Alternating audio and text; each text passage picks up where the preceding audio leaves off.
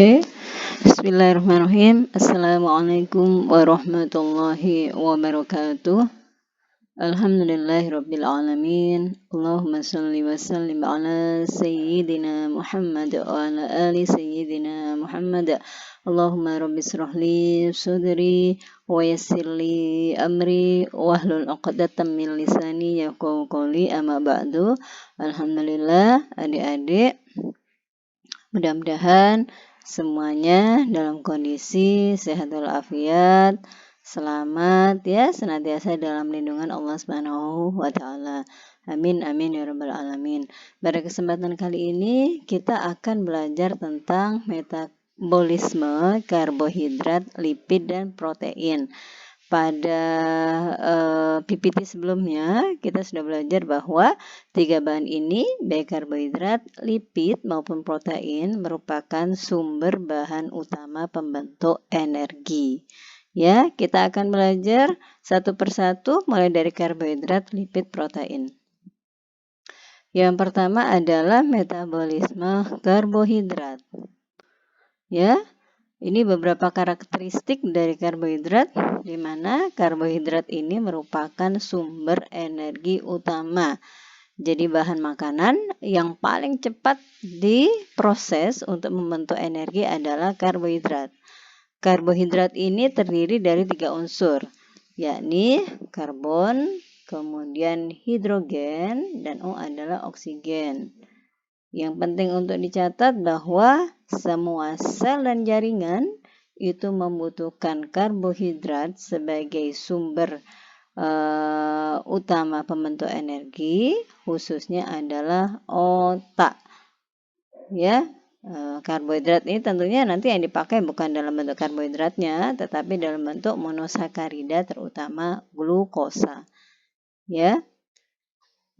Jadi khusus terutama untuk otak hanya bisa menggunakan glukosa sebagai sumber energi. Oke. Nah, berikut ini adalah tipe-tipe dari karbohidrat. Ya, karbohidrat itu adalah rantai panjang ya. Kalau dipecah-pecah karbohidrat itu menjadi polisakarida. Ya, kemudian polisakarida dipecah-pecah lagi menjadi disakarida. Kemudian disakarida dipecah-pecah lagi menjadi monosakarida. Ya, mulai dari rangkaian paling besar polisakarida, kemudian dipecah-pecah menjadi disakarida, disakarida dipecah lagi menjadi monosakarida. Ya, monosakarida ini ada 3 jenis. Yang pertama glukosa, yang kedua fruktosa, dan yang ketiga adalah galaktosa. Ingat bahwa jenis karbohidrat yang beredar di plasma atau sirkulasi darah adalah jenis monosakarida. Ya, disakarida tidak ditemukan, polisakarida juga tidak bisa ditemukan di dalam darah atau plasma. Ya, jadi yang ditemukan dalam peredaran darah, sirkulasi, plasma adalah glukosa, fruktosa, dan galaktosa. Apakah semuanya ditemukan? Nah, fruktosa dan galaktosa pun juga jarang ditemukan di dalam plasma. Yang paling banyak ditemukan di dalam plasma adalah glukosa. Karena itu kenapa nanti kalau kita belajar tentang penyakit diabetes mellitus yang diukur untuk menentukan seseorang itu apakah menderita DM atau tidak adalah kadar glukosa di dalam plasma atau dalam darah, bukan kadar fruktosa atau kadar galaktosa di dalam plasma.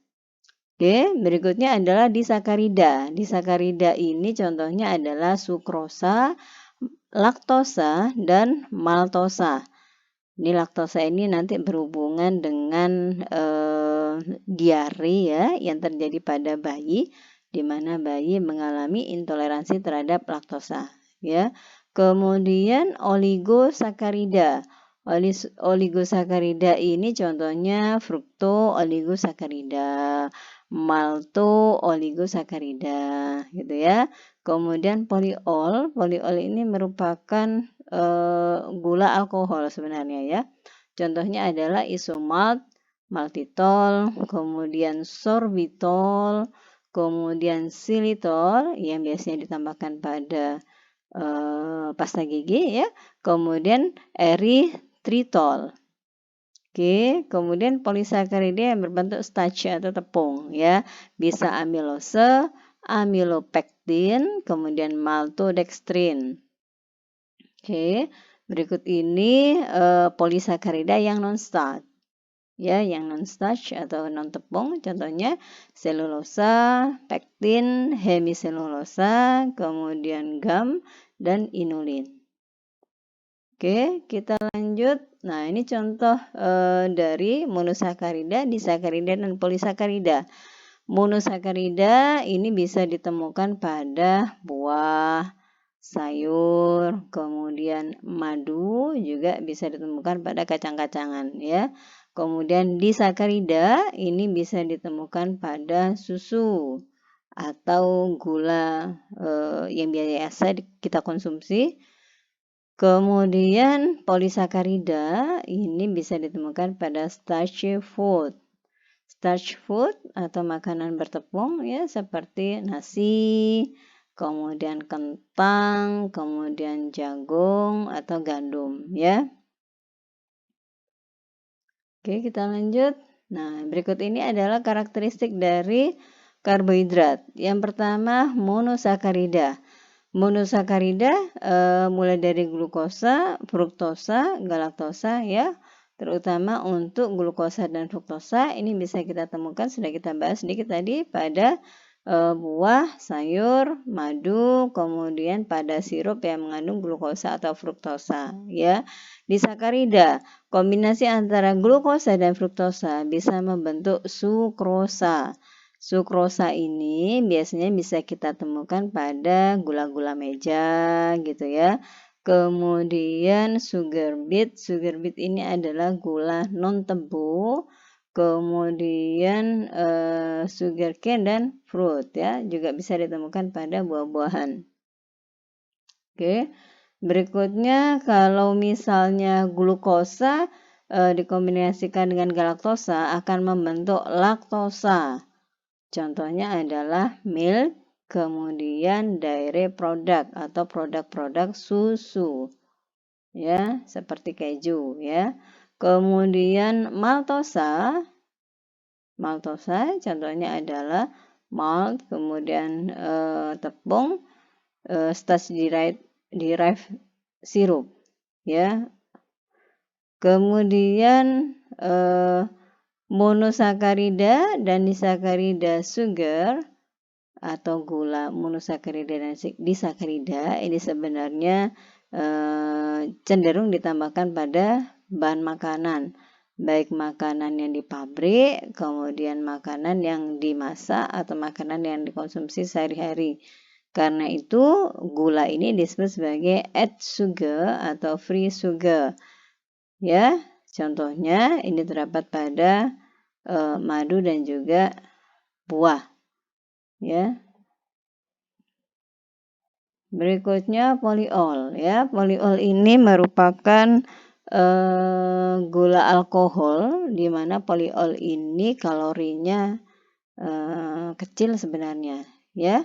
Nah, poliol ini digunakan untuk membentuk transformasi sugar. Contoh dari poliol, sorbitol. Sorbitol ini biasanya ditemukan baik pada makanan dan minuman. Kemudian xylitol. Xylitol biasanya ditemukan pada ditambahkan pada permen karet ya, chewing gum. Kemudian isomalt. Isomalt ini berasal dari sukrosa. Oke, kemudian kalau misalnya kita terlalu banyak mengkonsumsi poliol atau gula alkohol, ini bisa menyebabkan terjadinya laksatif efek. Ya, contohnya apa? Diare. Oke. Kita lanjut pada oligofruktan ya. Oligofruktan ini terdiri dari 9 fruktosa unit ya. Kemudian oligofruktan ini umumnya bisa ditemukan pada sayur-sayuran yang rendah glukosa. Contohnya adalah pada artikus dan onion atau bawang ya. Nah, contoh dari oligofruktan ini adalah rafinosa dan stachys yang bisa ditemukan pada beberapa makanan seperti grain, kemudian vegetable dan honey. Nah, yang penting untuk dicatat bahwa sebagian besar oligosakarida ini tidak dipecah menjadi monosakarida pada sistem pencernaan manusia, tetapi dicerna juga pada mikrobiota ya. Jadi oligosakarida ini tidak bisa dicerna oleh enzim-enzim digestif manusia, tetapi dicerna oleh mikrobiota yang terdapat pada organ pencernaan kita. Ya. Kita lanjut polisakarida ya. Polisakarida ini disusun oleh 10 atau lebih unit gula ya. Polisakarida ini biasanya dibagi menjadi 2 tipe, yang tepung dan yang non tepung. Oke, yang starch polisakarida ini bisa ditemukan pada sayur-sayuran yang akar-akaran ya, seperti bawang, kemudian carrot ini wortel, kemudian kentang, kemudian juga whole grain ya. Kemudian untuk starch polisakarida ini dia memiliki beberapa rantai glukosa yang panjangnya berbeda. Oke, polisakarida yang terdapat pada animal biasa kita sebut sebagai glikogen. Ya, polisakarida, starch polisakarida yang terdapat pada animal ini biasa kita sebut sebagai glikogen. Oke, beberapa starch polisakarida ini juga digestif oleh mikrobiota yang terdapat pada organ pencernaan. Ya. Kemudian yang polisakarida yang non-starch ini merupakan bagian dari kelompok diet-diet serat ya. Contohnya adalah selulosa, hemoselulosa, pektin dan gum. Ya, sumber utama dari polisakarida yang non tepung ini adalah sayur, buah, kemudian whole grain. Ya, hampir semua diet fiber, diet serat ini tidak bisa dicerna, ya, tidak bisa dicerna, tidak bisa dicerna oleh enzim metabolisme tubuh kita, tetapi dicerna oleh bakteri yang terdapat pada organ pencernaan. Oke, jadi polisakarida yang non-starch atau non tepung ini dia tidak bisa dicerna oleh enzim pencernaan manusia. Oleh karena itu nilai energinya itu lebih rendah dibandingkan karbohidrat yang bentuk lain ya. Dan yang baik yang starch maupun yang non starch ini hanya bisa dimetabolisme oleh bakteri yang terdapat pada organ pencernaan. Oke. Ini adalah fungsi dari karbohidrat. Yang pertama adalah fungsi utama ya, menyediakan energi. Yang kedua, meregulasi kadar glukosa darah. Yang ketiga, berbarengan dengan protein, menggunakan sebagai sumber energi, gitu ya. Kemudian karbohidrat ini juga bisa memecah asam lemak. Kemudian menyediakan diet serat ya, karena ada bagian yang polisakarida tadi ya, yang starch ya. Kemudian juga menyediakan natural sweetener untuk makanan ya, pemanis makanan yang natural, yang alami. Oke, kita lanjut. Ini adalah gambaran metabolisme glukosa untuk menyediakan energi ya. Kita akan sedikit singgung bagaimana cara glukosa masuk ke dalam sel. Glukosa bisa masuk ke dalam sel dibantu oleh siapa? Hormon apa? Insulin, ya. Insulin membantu terbukanya pintu-pintu glukosa. Kemudian kalau misalnya pintu glukosa sudah terbuka, maka glukosa akan dibawa glut untuk masuk. Oke, glukosa yang masuk ini akan dikonversi menjadi glukosa 6-fosfat. Glukosa 6-fosfat ini akan mengalami proses glikolisis, menghasilkan 2 pirufat. Oke ya, pirufat ini sebagian akan masuk ke siklus asam sitrat, ya, masuk ke mitokondria, membentuk asetil-CoA. Kemudian asetil-CoA ini akan masuk siklus asam sitrat, ya, membentuk ATP, ya, membentuk beberapa proses, ujung-ujungnya adalah menghasilkan ATP, ya. Oke, kemudian pirufat kalau misalnya dia tidak masuk mitokondria, dia akan diubah menjadi laktat dengan bantuan enzim laktat dihidrogenase.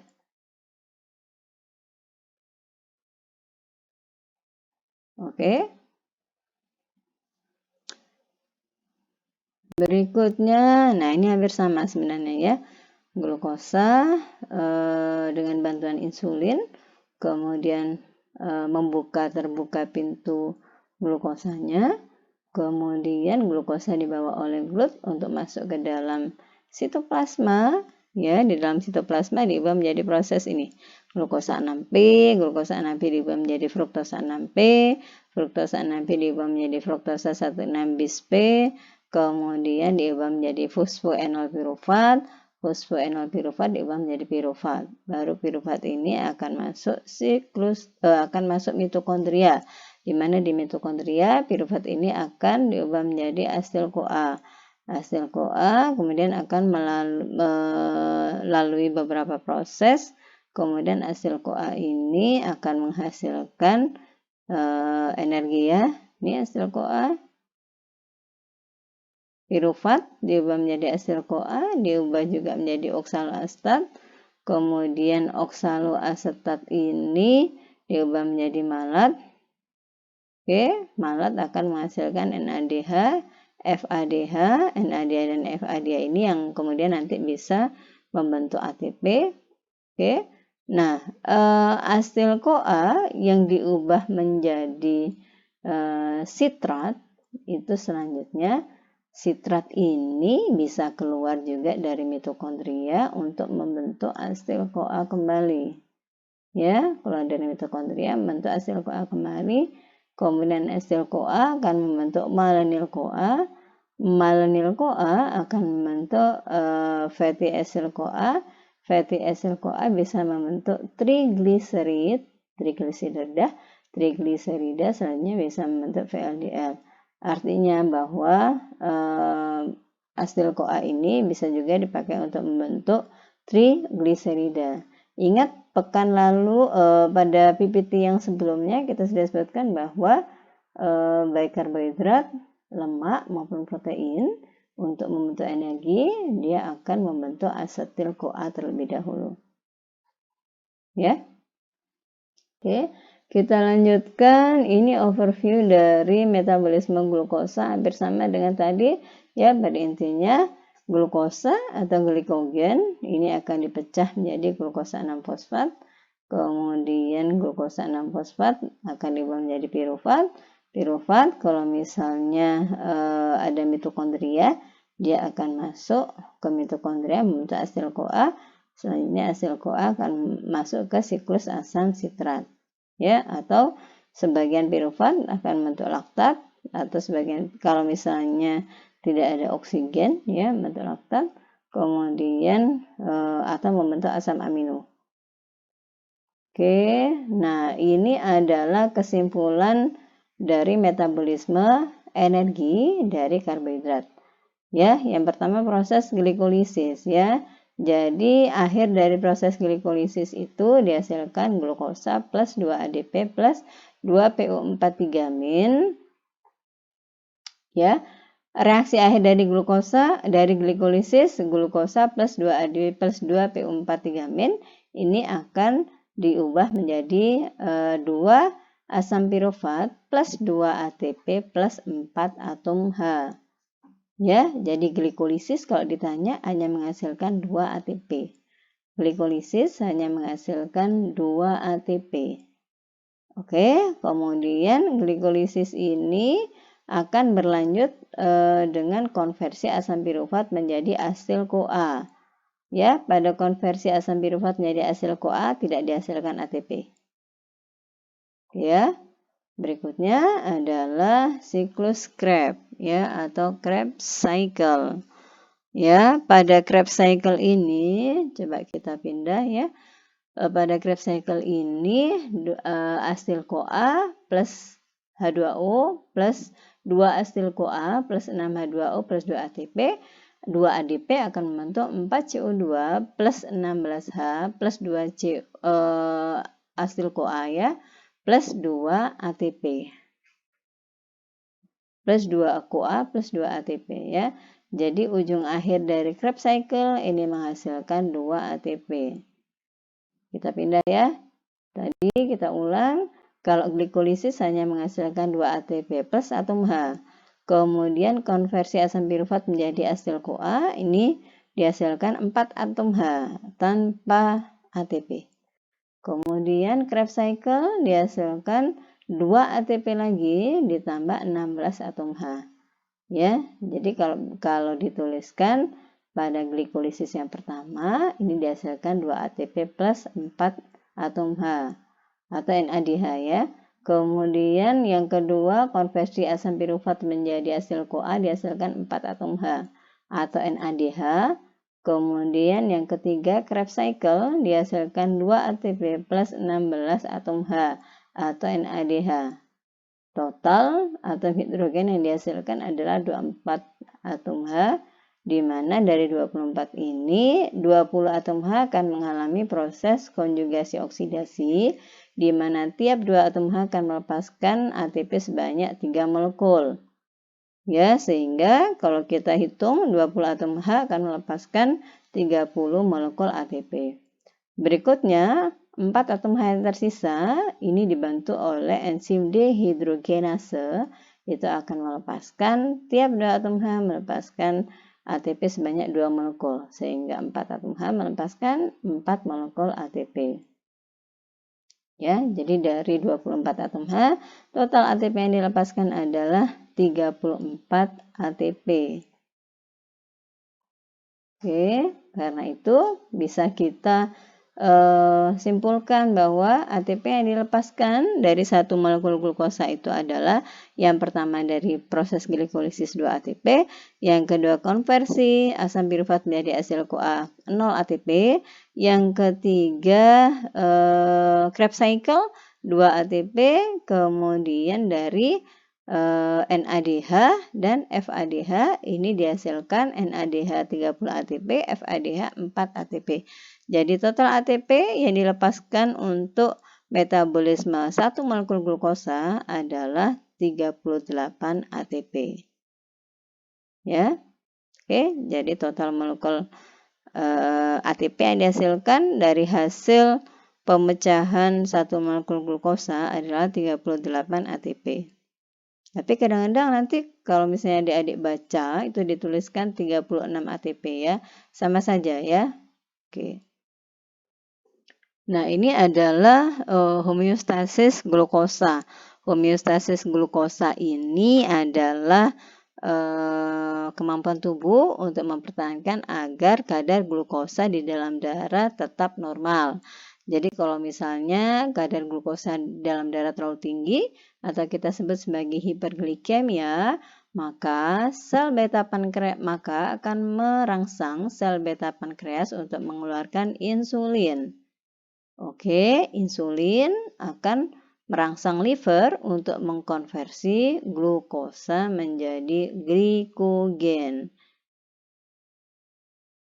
Namun sebaliknya, kalau misalnya kadar glukosa dalam darah terlalu rendah, yang kita sebut sebagai hipoglikemi, maka akan merangsang sel alfa pankreas untuk mensekresi glukagon.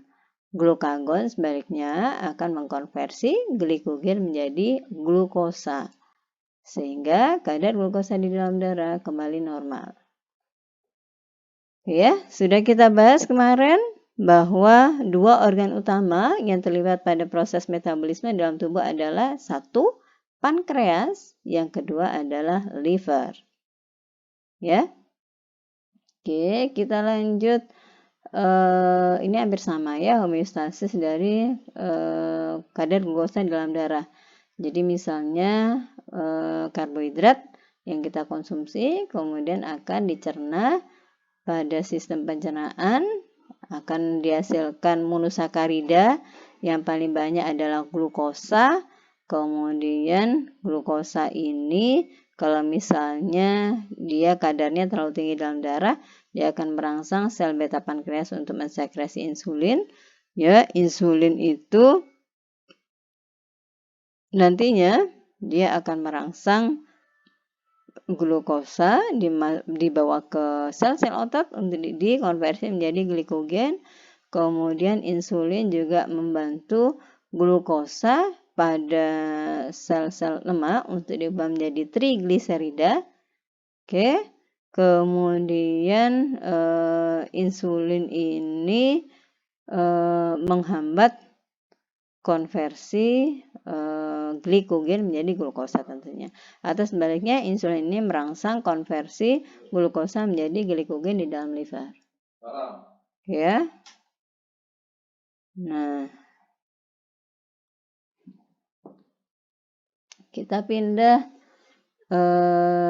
Ini sebenarnya hampir sama dengan sebelumnya, cuma ada beberapa organ yang terlibat lebih banyak ya. Jadi GLP ini glukosa. Glukosa like peptide 1 ya. Ini berhubungan dengan appetite. Nanti kita bicarakan pada pertemuan berikutnya ya. Oke, kemudian sebenarnya apa yang terjadi pada glukosa yang berada di dalam sel? Yang pertama, glukosa yang berada dalam sel itu bisa mengalami proses fosforilasi menjadi glukosa 6-fosfat. Fosforilasi atau pemberian fosfor ya, atau perubahan glukosa menjadi glukosa 6-fosfat atau G6P ini dibantu oleh siapa? Kalau misalnya di sel liver ini dibantu oleh enzim glukokinase, tapi kalau pada sel lain ini dibantu oleh enzim heksokinase. Ingat ya, konversi glukosa menjadi glukosa 6-fosfat kalau pada sel liver itu dibantu oleh enzim glukokinase, kalau pada sel lain itu dibantu oleh enzim heksokinase. Dan fosforilasi glukosa ini menjadi glukosa 6-fosfat ini bersifat irreversible, artinya tidak bisa berubah kembali menjadi glukosa kecuali pada beberapa sel. Di mana? Yang pertama sel liver, yang kedua sel epitel tubular renal atau ginjal, yang ketiga pada sel epitel intestin. Hanya pada 3 tempat ini glukosa 6-fosfat bisa kembali dikonversi menjadi glukosa. Mengapa? Karena adanya enzim glukos fosfatase.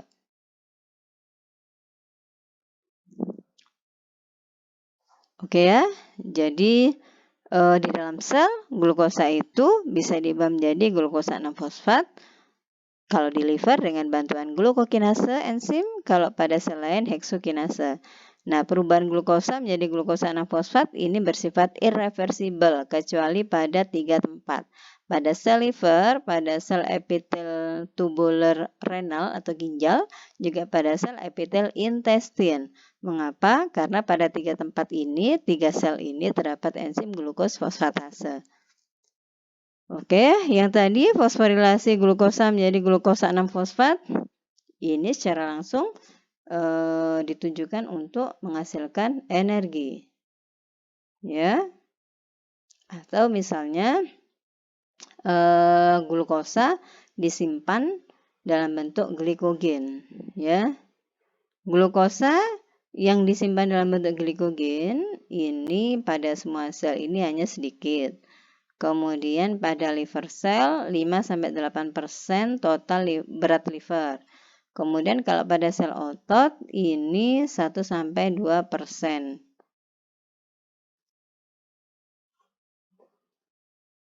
Ya, coba diperhatikan angka-angka ini kira-kira berarti di mana paling banyak tempat penyimpanan glikogen? atau glukosa yang disimpan dalam bentuk glikogen di mana?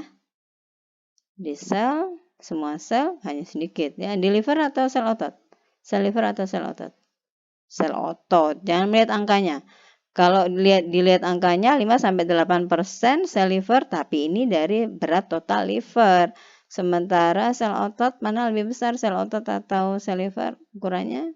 Ya, lebih besar sel otot ya.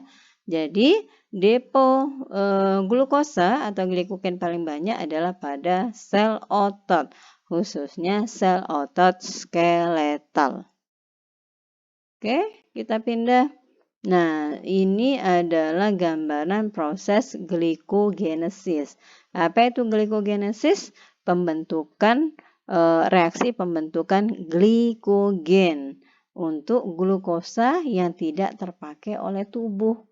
Jadi glukosa kalau pada sel otot dengan adanya enzim heksokinase, kalau pada sel liver dengan adanya enzim glukokinase diubah menjadi glukosa 6-fosfat, glukosa 6-fosfat diubah menjadi glukosa 1-fosfat, kemudian G1P diubah menjadi UDP glukosa, UDP glukosa akan diubah menjadi alfa 1,4 glukosil unit, di mana kemudian akan merangkai dibantu oleh enzim branching akan membentuk glikogen. Proses pembentukan glikogen kita sebut sebagai glikogenesis.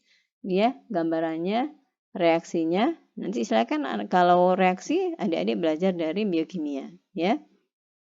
Oke, nah kalau glikogenesis tadi proses pembentukan glikogen, kalau glikogenolisis adalah proses pemecahan glikogen. Kalau tadi glikogenesis dari glukosa 6-fosfat diubah menjadi glikogen, kalau glikogenolisis dari glikogen diubah menjadi glukosa 6-fosfat. Oke ya. Kemudian kita kenal juga istilah beberapa istilah ya, yang mulai tadi yang pertama adalah glikolisis, proses pemecahan glukosa, itu kita sebut glikolisis. Kemudian yang kedua proses pembentukan glikogen, glikogenesis, proses pemecahan glikogen, glikogenolisis. Oke, kemudian ada istilah gluconeogenesis. Apa artinya? Glukosa, neo baru, genesis pembentukan. Artinya pembentukan glukosa baru dari bahan selain karbohidrat. Pembentukan glukosa baru dari bahan selain karbohidrat. Contohnya di sini adalah asam amino, gitu ya. Atau yang kedua dari gliserol. Ini juga bisa dipakai untuk membentuk glukosa. Ya, gimana caranya? Asam amino, kemudian dari protein ya, kemudian gliserolnya dari lipid akan dikonversi menjadi pirufat. Ya, selain dari pirufat akan dikonversi menjadi glukosa 6-fosfat.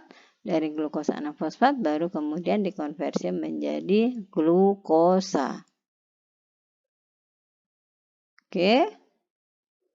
Ya, istilah-istilah glikolisis, glikogenesis, glikogenolisis atau gluconeogenesis ya. Adik-adik harus familiar dengan istilah-istilah ini ya. Oke, kemudian asam laktat atau lactic acid. Asam laktat ini dibentuk dari glikolisis anaerob. Disebut anaerob karena tidak tersedia oksigen. Bagaimana prosesnya? Dalam kondisi fisiologi, seandainya terdapat oksigen, maka asam pirufat akan masuk ke mitokondria untuk membentuk ATP lewat jalur aerobik ya. Tetapi kalau misalnya oksigennya tidak tersedia, maka asam pirufat dengan bantuan laktik dihidrogenase ini akan membentuk asam laktat dan NAD+. Oke. Nah, asam pirufat rekonversi asam laktat menjadi asam pirufat, tapi asam laktat ini kemudian bisa dikonversi kembali menjadi asam pirufat. Di mana tempatnya? Terutama pada sel liver, pada sel lain hanya sedikit. Ya, salah satu contoh sel lain adalah pada jantung. Ya, pada sel otot jantung sel otot jantung, asam laktat itu bisa dikonversi menjadi asam pirufat. Untuk kemudian asam pirufat digunakan sebagai bahan baku untuk membentuk energi, ya. Jadi asam laktat ini dihasilkan dari glikolisis anaerob karena tidak tersedia oksigen. Asam laktat ini terbentuk karena adanya enzim dengan bantuan enzim dehidrogenase. Oke, asam laktat yang sudah terbentuk apakah bisa diubah kembali menjadi asam pirufat? Bisa. Di mana terjadinya? Terutama pada liver. Pada sel lain apakah bisa? Bisa, tetapi tidak semua sel bisa mengkonversi asam laktat menjadi asam pirufat. Yang bisa diantaranya adalah pada sel otot, ya. Contohnya adalah pada sel otot jantung. Pada sel otot jantung ini, kalau misalnya sudah terbentuk asam laktat, maka asam laktat ini bisa dikonversi menjadi asam pirufat untuk kemudian diubah menjadi energi. Oke, ya. Jadi gimana prosesnya? Jadi kalau misalnya kita melakukan exercise olahraga, ya biasanya kalau kita melakukan olahraga, terutama olahraga berat, maka akan banyak terbentuk asam laktat disebabkan banyaknya metabolisme anaerob yang terjadi. Metabolisme anaerob disebabkan karena sel butuh energi dalam waktu singkat. Oke, nah asam laktat yang terbentuk ini kemudian akan dimasukkan ke sirkulasi. Dari sirkulasi kemudian akan dibawa ke otot jantung. Di otot jantung asam laktat ini bisa dikonversi menjadi asam pirufat. Nah, asam pirufat ini yang kemudian bisa digunakan untuk membentuk energi. Ya. Oke. Nah, proses perubahan asam laktat menjadi asam pirufat kembali, ini kita sebut mekanismenya atau reaksinya kita sebut sebagai Cori cycle. Ya, proses perubahan asam laktat menjadi glukosa kembali atau menjadi asam pirufat kembali, ini kita sebut sebagai Cori cycle. Ya, jadi Anda perhatikan ya. Asam laktat bisa dihasilkan oleh siapa aja? Otot, ya, terutama otot skeletal. Eritrosit, mengapa eritrosit menghasilkan asam laktat? Karena eritrosit tidak memiliki mitokondria, karena itu metabolismenya mutlak secara anaerobik atau sel-sel lain, ya. Nah, kemudian asam laktat yang dihasilkan ini akan dibawa ke darah. Oke, dari darah kemudian akan dimasukkan ke sel liver dan sel renal. Oke, nah pada sel liver dan sel renal, laktat ini akan bisa diubah menjadi dikonversi menjadi pirufat. Selanjutnya pirufat akan dikonversi menjadi glukosa kembali. Glukosa yang sudah terbentuk akan masuk sirkulasi lagi, dari sirkulasi akan dimasukkan ke dalam sel lagi, ya. Siklus ini disebut sebagai Cori cycle. Nah, proses konversi asam laktat menjadi glukosa kembali ini disebut sebagai proses gluconeogenesis. Oke, proses pembentukan asam laktat menjadi glukosa kembali disebut gluconeogenesis. Ya, pembentukan glukosa baru dari bahan selain karbohidrat. Kalau tadi sebelumnya kita bahas dari asam amino, bisa juga dari gliserol, ya. Kemudian berikutnya ini dari laktat, ya, atau asam laktat. Oke. Sebenarnya ini judulnya kurang tepat ya. Kalau judul untuk bagan ini adalah proses pembentukan ATP dari 3 sumber energi utama, baik lemak, karbohidrat maupun protein, di mana baik lemak, karbohidrat maupun protein ujung-ujungnya adalah membentuk asetil-CoA, ya, asetil-CoA. Oke ya. Oke, kita pindah ke lipid metabolisme. Untuk disorder akan kita bahas pada pertemuan berikutnya, ya. Metabolisme lipid. Oke. Nah, ini adalah tipe dari lipid, ya. Ada 3 tipe lipid. Yang pertama adalah simple fat. Ya, simple fat ini berasal dari trigliserida. Contohnya adalah wax atau lilin. juga minyak, ya. Kemudian mixed fat, ini lemak campuran. Nah, namanya juga lemak campuran, berarti dia tersusun atas lipid dan non-lipid. Contohnya lipoprotein. Lipoprotein tersusun atas lipid dan protein. Fosfolipid. Fosfolipid tersusun atas lipid dan fosfat. Kemudian fosfatidilkolin. Fosfatidilkolin ini juga tersusun atas bahan lipid dan non-lipid, ya. Lipidnya ini adalah gliserol, ya. Fosfat dan lipidnya ini adalah gliserol, ya. Kemudian natural fat, ya. Lemak alami ini terdiri dari lemak yang asam lemak jenuh dan asam lemak tak jenuh. Ya, asam lemak jenuh saturated dan asam lemak tak jenuh unsaturated fatty acid. Mana yang lebih berbahaya? Nanti kita bahas pada slide berikutnya. Oke. Nah, berikut ini adalah tipe dari lipid yang sudah kita sebutkan tadi. Ini ya. Nah, yang trigliserida ini merupakan sumber energi jangka panjang. Trigliserid ini berfungsi sebagai sumber energi jangka panjang baik pada hewan atau manusia juga pada tumbuhan. Ya. Kemudian fosfolipid ini merupakan komponen struktur dari membran sel. Kemudian steroid. Steroid ini bisa berperan sebagai hormon baik pada tumbuhan dan animal. Steroid ini juga merupakan komponen struktur dari membran sel, yakni kolesterol. Ya. Kemudian wax ini berperan sebagai protective layer agar atau ditujukan untuk mencegah kehilangan air baik pada hewan maupun pada tumbuhan. Kalau pada tumbuhan, wax ini terdapat pada daun. Kemudian kalau pada hewan, pada manusia, wax ini terdapat pada skin. Ya, contohnya pada kulit kita, ya, terdapat lapisan wax juga. Fungsinya sebagai protective layer, ya. Kemudian yang kelima karotenoid, ya. Karotenoid ini merupakan pigmen tambahan pada tanaman, pigmen aksesori pada tanaman yang berfungsi untuk menyerap cahaya. Karotenoid ini berperan pada proses fotosintesis. Kemudian berikutnya glikolipid. Glukosa, lipid. Artinya apa? Kompleks glukosa dan lipid yang bisa berperan sebagai reseptor sel atau molekul rekognisi sel. Molekul rekognisi masih ingat? Ini kita belajar pada sistem imun. Rekognisi, mekanisme pengenalan benda asing, ya. Oke. Kemudian fungsi dari lipid, ya. Fungsi dari lipid apa saja? Yang pertama, sebagai sumber energi jangka panjang, yakni trigliserida. Kemudian berperan sebagai hormon, steroid, ya, diantaranya estrogen dan testosteron. Kemudian insulator.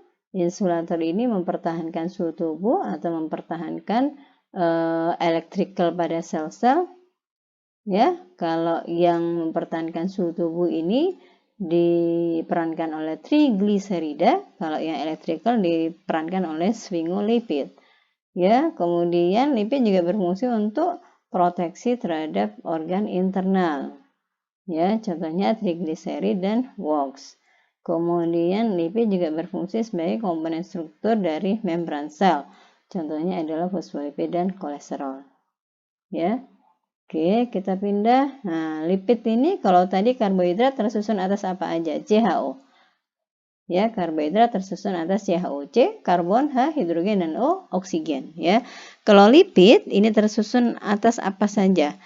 Lipid tersusun atas selain karbon, hidrogen, dan oksigen, lipid juga tersusun oleh nitrogen dan fosfor.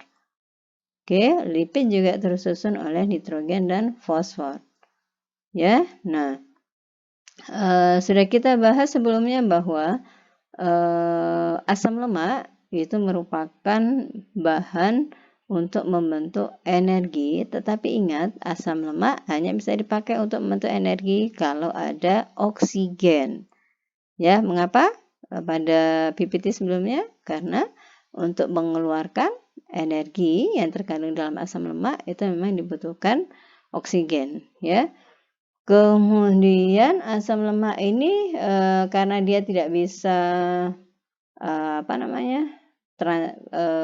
ditransport secara langsung di dalam plasma, maka asam lemak ini harus diikat oleh protein plasma. Di antaranya adalah albumin. Ya. Nah, absorpsi asam lemak di intestin ini adalah dalam bentuk misel. Ingat ya, asam lemak diabsorpsi di intestin ini dalam bentuk misel. Oke, selanjutnya misel ini akan ditelan oleh enterosit, mengalami endositosis oleh enterosit pada dinding intestin. Sekali dia berada di dalam enterosit, maka misel ini akan dipecah-pecah menjadi molekul dengan ukuran yang lebih kecil, yakni menjadi molekul yang terdiri dari FFA, free fatty acid, dan gliserol. FFA dan gliserol ini kemudian akan mengalami proses konjugasi membentuk trigliserida. Nah, trigliserida yang terikat oleh protein ini kita sebut sebagai kilomikron. Kilomikron ini yang nantinya akan keluar dari enterosit. Jadi saya ulang ya, makanan yang kita konsumsi, lipid yang kita konsumsi, kemudian dicerna. Setelah dicerna, dia akan diabsorpsi oleh intestin dalam bentuk asam lemak, gitu ya. Kemudian asam lemak ini di dalam setelah diabsorpsi di intestin, dia akan diubah menjadi misel, ya. Misel ini kemudian akan ditelan oleh enterosit. Setelah masuk enterosit, dia akan dipecah-pecah menjadi bentuk yang lebih kecil, menjadi free fatty acid dan gliserol. Kemudian keduanya akan mengalami proses konjugasi membentuk trigliserida. Trigliserida diikat oleh protein plasma. Trigliserida yang diikat oleh protein plasma ini yang kita sebut sebagai kilomikron. Kemudian kilomikron ini dikeluarkan dari enterosit. Oke, kilomikron yang dikeluarkan dari enterosit kemudian akan ditransport ke liver melalui sistem vena porta. Ini sistem peredaran darah khas yang terdapat pada liver ya, sistem vena porta. Oke ya, paham ya, mudah-mudahan paham ya. Jadi asam lemak diabsorpsi oleh intestin dalam bentuk misel. Kemudian misel ini ditelan oleh enterosit pada dinding intestin. Setelah ditelan enterosit, kemudian akan dipecah-pecah oleh enterosit menjadi molekul-molekul yang lebih kecil, yakni dalam bentuk FFA dan gliserol. Keduanya akan mengalami proses konjugasi membentuk trigliserida. Trigliserida akan diikat oleh protein. Trigliserida yang diikat oleh protein ini kita sebut sebagai kilomikron. Kalau sudah terbentuk kilomikron, akan dikeluarkan dari enterosit. Setelah dikeluarkan dari enterosit, kemudian kilomikron akan ditransport ke liver melalui sistem vena porta. Oke, kita lanjut. Kemudian di dalam liver, kilomikron ini akan diproses. Akan dikeluarkan kolesterol dan trigliseridanya, membentuk molekul baru yang kita sebut sebagai VLDL atau Very Low Density Lipoprotein. Di dalam liver, kilomikron akan diproses, yakni dikeluarkan kolesterol dan trigliseridanya dari kilomikron. Kilomikron yang sudah dikeluarkan kolesterol dan trigliseridanya ini kita sebut sebagai VLDL, ya, lipoprotein yang very low density. Oke, setelah terbentuk VLDL, kemudian liver akan mensekresi VLDL ini ke perifer, jaringan perifer. Setelah dibentuk VLDL, maka liver akan mensekresi VLDL ke jaringan perifer. Oke, nah pada jaringan perifer ini dengan adanya hormon lipase dan lipoprotein lipase akan mengkonversi VLDL menjadi LDL. Oke, setelah dibentuk VLDL di liver, VLDL akan disekresi dari liver, kemudian dibawa ke jaringan perifer, dan jaringan perifer kemudian dengan adanya enzim lipase dan lipoprotein lipase akan dikonversi menjadi LDL. LDL ini merupakan lipoprotein yang mengandung lebih banyak kolesterol dibandingkan dengan molekul yang lain. Ingat ya, LDL low density lipoprotein ini mengandung kolesterol yang lebih tinggi dibandingkan dengan molekul yang lain. Ya, kemudian selanjutnya LDL ini akan ditangkap oleh organ target. LDL yang ditangkap oleh organ target ini kemudian akan digunakan oleh organ target. Prosesnya ini disebut sebagai forward cholesterol metabolism. Ini nice to know ya, adik-adik tidak perlu menghafalkan ini ya. Kemudian kalau misalnya terlalu banyak kolesterol yang terdapat pada jaringan perifer, maka kolesterol ini akan dibawa oleh lipoprotein yang disebut sebagai HDL untuk dimasukkan ke biliary system untuk diekskresi. Kalau LDL ini lipoprotein yang mengandung kolesterol yang lebih banyak dibandingkan molekul lain, tetapi kalau misalnya pada jaringan perifer ini terlalu banyak fat atau kolesterol, maka fat atau kolesterol ini akan dibawa oleh lipoprotein HDL untuk ke biliary system untuk diekskresi. Nah, proses ini disebut sebagai reverse cholesterol metabolism. Sama juga ini nice to know ya, sekedar tahu saja adik-adik ya. Nah, baik proses masuknya LDL ke jaringan target maupun dibawanya kolesterol oleh HDL ini diregulasi oleh insulin, di mana insulin ini bisa merangsang lipase. Insulin ini bisa merangsang lipase ini ya. Bisa merangsang aktivitas dari lipase. Oke. Nah, ini gambaran dari proses pembentukan lipoprotein ya. Tadi sebenarnya dari VLDL tidak langsung ke LDL tetapi melewati IDL dulu ya, intermediate density lipoprotein. Coba kita mulai dari awal ya. Jadi lemak yang kita konsumsi ini akan masuk ke organ pencernaan. Oke, pada small intestine dia akan mengalami proses absorpsi. Oke ya, setelah mengalami proses absorpsi, kemudian terjadi proses lipid yang diabsorpsi oleh small intestine ini adalah dalam bentuk misel ya, dalam bentuk misel ya.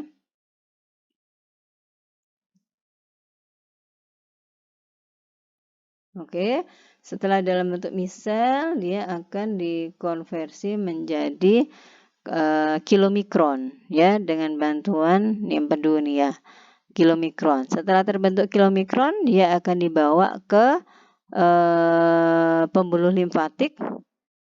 Dari pembuluh limfatik kemudian dibawa ke aliran darah, sirkulasi ya. Setelah dibawa ke aliran darah, kilomikron ini akan mengalami proses hidrolisis ya menjadi VLDL ya. Kilomikron akan diubah menjadi VLDL dan sebagian kilomikron yang tersisa ya, dengan bantuan lipoprotein lipase akan diubah menjadi VLDL. Kemudian VLDL ini akan diubah menjadi IDL. IDL ini intermediate density lipoprotein. Kemudian dari IDL akan diubah menjadi LDL. Dari LDL ini akan diubah menjadi HDL. Oke ya. Nah, kemudian LDL ini, coba Anda amati LDL ini ya. LDL ini dia bisa masuk ke sel otot ya. Dia bisa masuk ke sel otot LDL ini. Kemudian dalam sel otot dia akan diproses ya. Di dalam sel otot dia akan diproses untuk dipecah LDL ini. Dipecah membentuk apa? Bisa membentuk asam amino, kan lipoprotein ya, lipid dan protein dipecah menjadi asam amino, kemudian dipecah menjadi asam lemak, kemudian dipecah menjadi kolesterol, atau dipecah menjadi kolesterol ester. Oke ya, jadi LDL ini dia bisa dibawa ke sel otot. LDL ini dia bisa dibawa ke sel otot. Pada saat dia berada di dalam sel otot, maka LDL ini akan diproses, dipecah ya menjadi asam amino, asam lemak, kemudian free kolesterol atau kolesterol ester. Oke? Nah, sumber dari lipid apa saja? Yang pertama dari buah apokat ya. Buah apokat itu tinggi lemak ya, di mana pada buah apokat itu terdapat 22 gram unsaturated fat ya, lemak tak jenuh ya. Kemudian pada kacang-kacangan ini terdapat juga unsaturated fat ya. Unsaturated fat ini penting untuk kesehatan otak, kemudian untuk mencegah kanker, juga untuk antiinflamasi. Ya, lemak tak jenuh yang terdapat pada kacang-kacangan ini penting untuk kesehatan otak, mencegah kanker, juga berperan sebagai antiinflamasi. Kemudian tanaman laut, di antaranya alga, ini mengandung asam lemak omega 3. Pada asam lemak omega 3 ini bisa menurunkan kadar LDL tanpa menurunkan kadar HDL. Ya, jadi mengkonsumsi banyak alga, di mana di dalam alga itu terdapat asam lemak omega 3, ini bisa menurunkan kadar LDL tanpa menurunkan kadar HDL. Oke ya, kemudian coconut oil atau minyak kelapa, di mana di dalam coconut oil ini mengandung asam laurat. Ya, asam laurat ini juga bisa ditemukan pada ASI. Asam laurat ini juga bisa ditemukan pada ASI. Ya, jadi kebutuhan lipid pada bayi itu bisa dipenuhi melalui ASI. Ya, kemudian soybean atau kedelai, kedelai itu mengandung protein, vitamin. Kemudian soybean ini bisa mencegah kolesterol disease atau penumpukan kolesterol pada dinding pembuluh darah. Ya. Jadi kebutuhan bayi akan lipid itu bisa dipenuhi dari ASI ya, terutama pada 6 bulan pertama di mana bayi mutlak mendapatkan ASI eksklusif. Oke. Nah, ini adalah perbedaan antara asam lemak jenuh dan asam lemak tak jenuh. Dari perbedaan ini nanti bisa diketahui kira-kira mana yang lebih berbahaya bagi tubuh kita, ya. Asam lemak jenuh ini bersifat non-esensial, ya. Apa artinya non-esensial? Dia tidak bisa dibentuk di dalam tubuh. Non-esensial artinya dia bisa dibentuk di dalam tubuh, ya, terbalik ya. Jadi asam lemak saturated ini bersifat non-esensial karena itu bisa disintesis oleh tubuh. Pada suhu ruangan, asam lemak jenuh ini dia bersifat solid atau padat. Ya, asam lemak jenuh ini tidak memiliki ikatan rangkap. Oke, asam lemak jenuh ini terutama diperoleh dari lemak hewani. Contoh dari asam lemak jenuh ini adalah butter atau mentega. Jadi kalau ada orang zaman dulu bilang menteganya mentega apa? Mentega butter. Oh, padahal yang dimaksud butter adalah mentega ya. Maksudnya mentega yang memang benar-benar mengandung asam lemak jenuh ya. Jadi asam lemak jenuh ini non esensial karena itu dia bisa disintesis oleh tubuh pada suhu ruangan, dia berbentuk solid atau padat, tidak memiliki ikatan rangkap dan terutama bisa diperoleh dari lemak hewani. Contohnya adalah mentega. Sebaliknya, asam lemak tak jenuh ini bersifat esensial karena itu tidak bisa disintesis oleh tubuh. Pada suhu ruangan, asam lemak tak jenuh ini bisa bersifat cair. Kemudian pada asam lemak tak jenuh ini dia memiliki ikatan rangkap, ya. Kemudian bisa diperoleh terutama dari lemak nabati.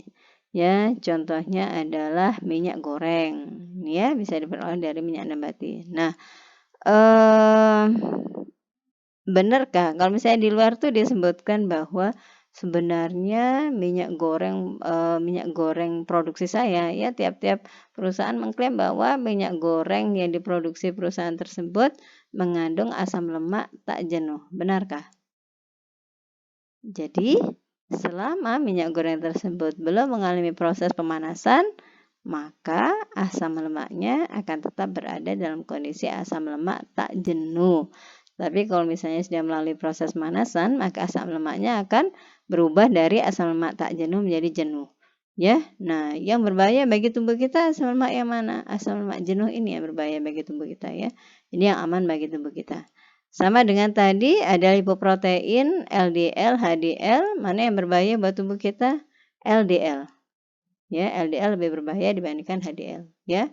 LDL berbahaya, HDL tidak, ya. Karena itu LDL disebut lemak jahat, HDL disebut lemak baik. Oke. Nah, ini adalah sumber-sumber dari lemak jenuh dan lemak tak jenuh, ya. Ini lemak jenuh, ya, mentega. Kalau yang tak jenuh ini bisa diperoleh dari alpukat, kemudian dari minyak goreng, ya. Tapi ingat yang belum mengalami proses pemanasan, ya. Kemudian ini gambarannya sama, ya. Ini yang lemak terutama dari lemak hewani, ya. Kalau ini dari nabati yang unsaturated. Oke. Nah, lipoprotein berarti molekul ini tersusun oleh lipid dan protein, ya. Lipoprotein sudah disebutkan tadi dia disintesa di mana? Di liver. Ya, beberapa HDL selain disintesis di liver, dia juga disintesis di epitel intestin. Nah, fungsi lipoprotein ini apa? Membantu transport lipid di dalam plasma. Ya, fungsi lipoprotein membantu transport lipid di dalam plasma, ya, membantu transport lipid di dalam plasma. Oke, tipe lipoprotein ada 4, kadang-kadang disebutkan 3, ya. Jadi VLDL, LDL, dan HDL. Tetapi kalau dari bagan tadi sebenarnya ada 4, ya. VLDL, IDL, LDL, dan HDL, ya. Kalau VLDL ini trigliseridanya tinggi. Kolesterol dan fosfolipidnya moderate, ya. Kalau IDL, trigliseridanya rendah, kolesterol dan fosfolipidnya tinggi. Nah, nih Anda amati yang LDL. LDL itu hampir tidak ada trigliserida. Kolesterolnya yang tinggi pada LDL ini. Fosfolipidnya moderate jumlahnya. Sementara pada HDL, proteinnya yang tinggi, kolesterolnya yang rendah, fosfolipidnya juga rendah. Ingat, ya, yang LDL trigliseridanya hampir tidak ada, kolesterolnya yang tinggi. Kalau HDL proteinnya yang tinggi, kolesterolnya yang rendah. Karena itu kenapa LDL ini disebut sebagai lemak jahat, ya, HDL ini disebut lemak baik. Ya, kolesterol yang rendah, ini kolesterolnya tinggi. Oke, kita pindah. Nah, ini adalah gambaran dari lipoprotein, ya. Kita ingat bahwa lipoprotein ini dibentuk dari kilomikron, ya. Oke, ini gambaran dari VLDL, ya. Kemudian IDL, kemudian LDL. Nah, LDL ini yang disebut sebagai lemak jahat atau bad lipid. Kalau HDL good lipid, ya. Ini ukurannya molekulnya, kalau yang HDL hanya 10 nanometer, kalau yang LDL 20 nanometer. Oke, kita pindah. Nah, ini kenapa LDL itu disebut sebagai lemak jahat? Karena LDL ini cenderung dia menimbun lemak pada dinding pembuluh darah. Ya, dia cenderung menyimpan kolesterol pada dinding pembuluh darah. Ini LDL. Sementara yang HDL, yang hijau-hijau, ya, dia mendorong LDL, mendorong kolesterol keluar dari pembuluh darah. Kalau yang LDL ini mendorong kolesterol menempel pada dinding pembuluh darah, kalau yang HDL ini dia mendorong kolesterol keluar dari pembuluh darah. Oke? Ya, ingat-ingat gambarnya aja. Kenapa dia disebut bad lipid. Kemudian kenapa dia disebut sebagai good lipid? Ya. Oke, ini sebenarnya gambarnya adalah sama. Mana yang lebih mudah dipahami? Silakan memilih. Kemudian hormon yang terlibat pada metabolisme lipid, ya. Yang pertama adalah E dan NE. E epinefrin dan NE norepinefrin. Kok hormon epinefrin? Bolehkah disebut adrenalin noradrenalin? Boleh, sama ya. Epinefrin dan norepinefrin atau adrenalin dan noradrenalin ya. Di mana E dan NE ini dia sensitif, hormon sensitif terhadap peningkatan trigliserida lipase. Karena itu bisa meningkatkan metabolisme trigliserida sehingga mobilisasi asam lemak juga meningkat. Oke, kemudian kortikotropin dan glukokortikoid.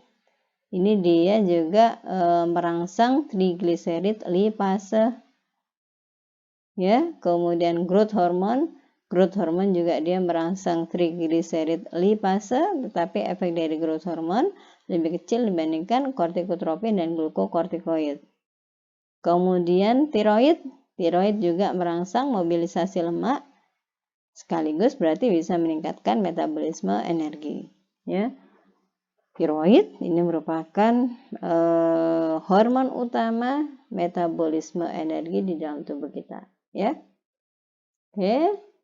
Nah, ini adalah gambaran dari metabolisme lipid ya, ringkasan dari metabolisme lipid. Jadi, lipid yang kita konsumsi akan dicerna dan diabsorpsi di dalam intestin. Kemudian setelah diabsorpsi di intestin, kemudian akan dilepaskan ke dalam darah dalam bentuk lipoprotein, baik LDL maupun HDL ya.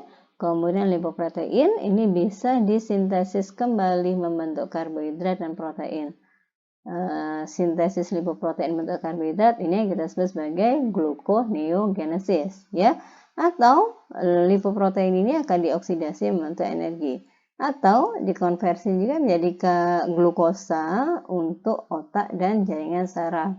Atau kalau misalnya tidak dipakai, dia disimpan sebagai simpanan energi pada jaringan adiposa. Di jaringan adiposa, lipoprotein ini atau lipid ini dia bisa berperan sebagai insulator. Insulator ini dia bisa mempertahankan temperatur tubuh tetap normal, kemudian dia melindungi organ-organ vital, kemudian juga bisa membentuk panas. Ya, nah seandainya lipoprotein ini sudah tidak dibutuhkan oleh tubuh, maka dia akan diekskresi bersama dengan feses. Ya, oke, berikutnya, nah ini gambaran metabolisme energi dari lipid. Ya, lipid dengan bantuan lipase dia akan diubah menjadi gliserol dan asam lemak. Asam lemak atau fatty acid melalui beta oksidasi dia akan membentuk asil-CoA. Gliserol akan dikonversi menjadi dihidroksiaseton fosfat, kemudian akan dikonversi menjadi gliseraldehid 3-fosfat, kemudian gliseraldehid 3-fosfat mengalami proses glikolisis membentuk asam pirufat. Selanjutnya asam pirufat akan membentuk asil-CoA. Asil-CoA selanjutnya akan masuk siklus Krebs, ya, untuk membentuk energi, ya. Nah, ini reaksi hidrolisisnya. Ringkasan reaksi hidrolisisnya, asam lemak dengan bantuan lipase akan diubah menjadi FFA dan gliserol. Kemudian asam lemak dengan bantuan beta oksidasi FFA, ya ini FFA mestinya ya. FFA dengan bantuan beta oksidasi akan diubah menjadi asil-CoA. Kemudian yang gliserol ini akan diubah menjadi dihidroksiaseton fosfat, kemudian jadi gliseraldehid 3-fosfat, kemudian gliseraldehid 3-fosfat melalui proses glikolisis akan diubah menjadi asam pirufat kemudian menjadi asil-CoA. Asil-CoA ini yang nantinya akan masuk ke siklus asam sitrat atau Krebs cycle. Oke ya. Nah, selesai protein lipid kita pindah ke selesai metabolisme lipid, kita pindah ke metabolisme protein. Ya. Nah, berikut ini adalah fungsi dari protein di dalam tubuh kita. Yang pertama adalah membentuk jaringan. Yang kedua adalah untuk pertumbuhan. Ya, pada bayi, anak-anak, kemudian pada usia pubertas, protein ini berfungsi untuk pertumbuhan. Sementara pada usia dewasa, protein ini berperan untuk maintenance. Kemudian protein ini juga berperan untuk membentuk sel-sel darah. Berikutnya, protein juga berperan untuk membentuk hormon, enzim, antibodi, dan yang lainnya. Selain itu, protein ini juga bisa digunakan untuk membentuk energi. Ini yang disebut sebagai protein sparing effect. Ya, selanjutnya selain membentuk hormon, enzim, antibodi, protein juga berperan untuk meregulasi enzim dan hormon. Meregulasi fungsi tubuh melalui enzim dan hormon. Oke. Kita pindah, ini gambaran dari protein nabati ya. Sumber protein nabati ini bisa kita peroleh dari apa aja?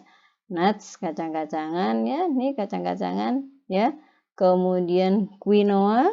Quinoa ini biji-bijian dari pegunungan Peru ya, yang bisa digunakan, dia kaya akan gizi, bisa digunakan sebagai pengganti nasi. Kemudian tofu ini tahu. Kemudian lentil ini kacang-kacangan, dia bentuknya pipih seperti jagung, biasanya digunakan ditambahkan pada sup, ya. Kemudian soy milk ini adalah susu kedelai, ya gambarannya tempe, kemudian soybean, lentil, oke ini kacang-kacangan ya, ini tofu, kemudian ini quinoa, kemudian ini juga peanut, ya. Kemudian asam amino ini, protein ini kalau misalnya dia mengalami proses metabolisme, dia akan dipecah menjadi ikatannya ya, dari polipeptida dipecah menjadi dipeptida. Setelah dipecah menjadi dipeptida, dia akan dipecah menjadi monopeptida. Monopeptida ini yang kita sebut sebagai asam amino ya. Asam amino ini ada dua jenis. Yang pertama asam amino esensial dan yang kedua asam amino non esensial. Asam amino esensial ini yang tidak bisa diproduksi oleh tubuh kita, karena itu mutlak kita dapatkan dari luar, yakni histidin, isoleucin, leucin, lisin, metionin, dan fenilalanin. Kemudian asam amino non esensial ini yang bisa diproduksi oleh tubuh kita sendiri, yakni prolin, serin, alanin, arginin, asparagin, asam aspartat, sistein, glutamin, asam glutamat, dan glisin. Apakah adik-adik harus menghafal asam amino esensial dan non esensial ini? Ya, tidak harus dihafalkan, tapi setidaknya adik-adik tahu tentang asam amino esensial dan asam amino non esensial. Nah, kemudian silakan dicari asam amino esensial dan esensial ini sumbernya bisa didapatkan dari mana saja. Oke, kita pindah katabolisme protein ya. Katabolisme protein ini bertujuan untuk menghasilkan energi ya. Tujuan akhirnya adalah untuk menghasilkan energi.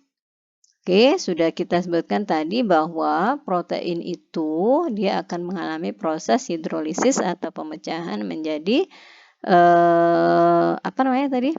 rantainya, mulai dari rantai polipeptida, kemudian menjadi dipeptida, selanjutnya menjadi monopeptida atau yang kita kenal sebagai asam amino.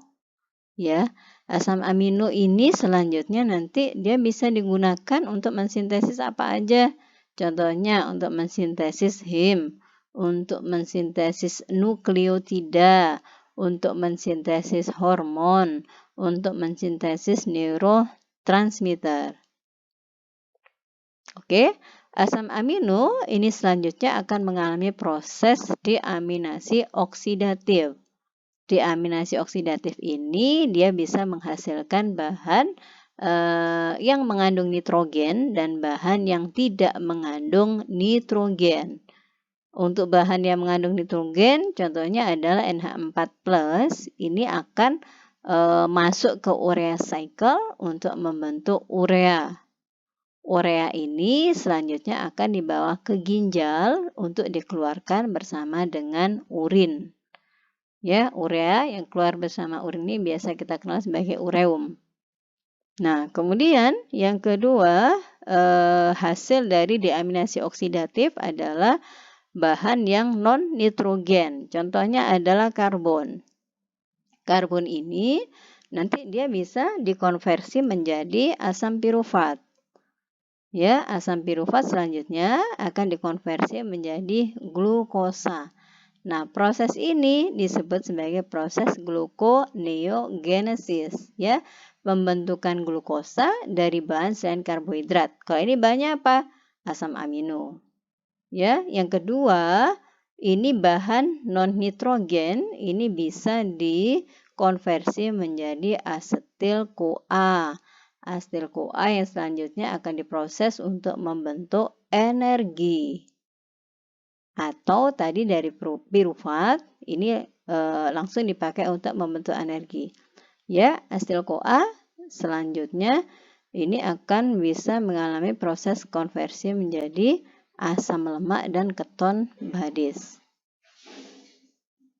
Oke.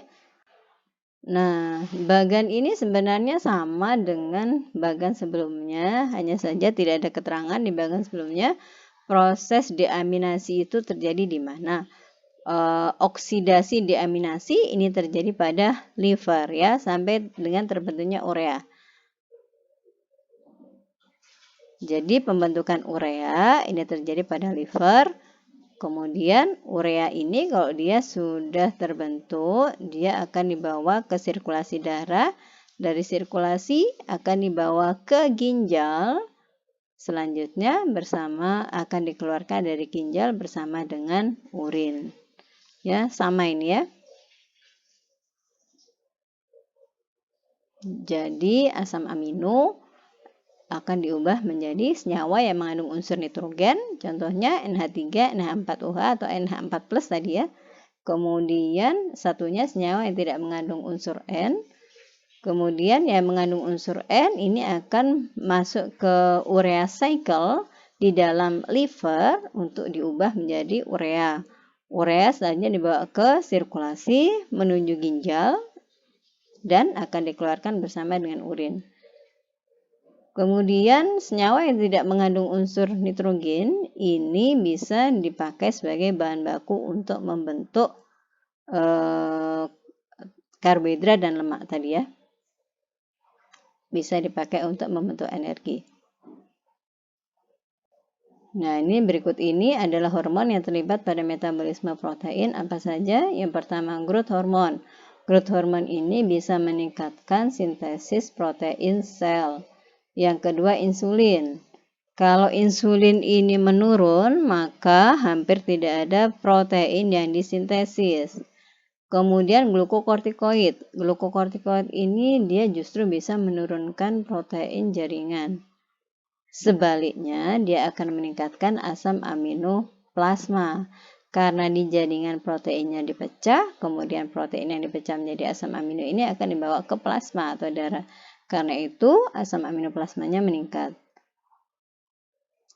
Nah, glukokortikoid ini dia bisa meningkatkan aktivitas dari trigliserid lipase. Kemudian testosteron. Testosteron ini bisa meningkatkan deposisi protein jaringan dan protein kontraktil otot sampai 30-50%. Estrogen juga bisa meningkatkan deposisi protein jaringan, tetapi efeknya tidak lebih tinggi daripada testosteron atau lebih kecil dari testosteron efeknya.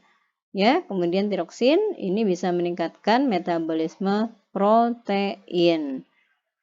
Kalau misalnya karbohidrat dan lipidnya sumbernya itu minimal.